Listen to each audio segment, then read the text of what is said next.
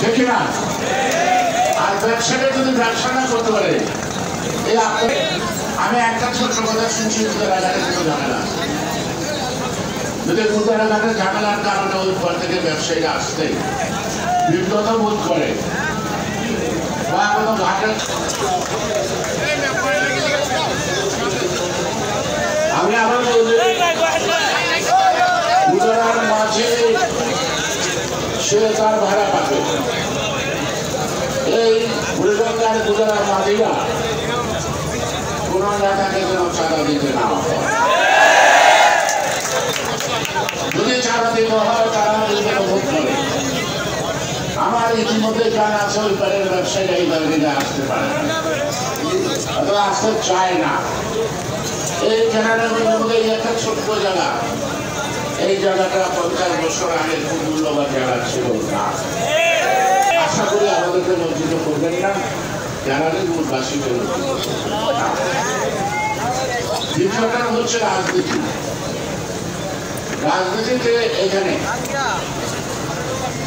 আমি নাম বলতে দ্বিধাবিভক্ত।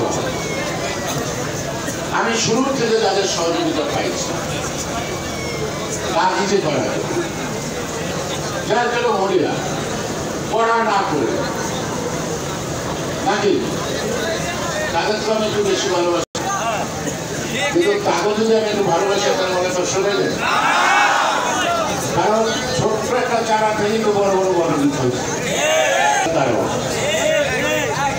বড় ভয়ের কারণ এতদিন বিএনপি করতে পারে নাই, অমুকের চড়ে নাম নাই বললাম, পান নাই ভালো করতাম। এখন বুঝবে পরে যারা বিপদের সময় বিএনপি ঝান্ডা তুলছে তাদের মন তাদের কষ্ট হবে। এই চ্যানেলগঞ্জে ইতিমধ্যে আমার দলের কর্মীরা মার খেয়েছে,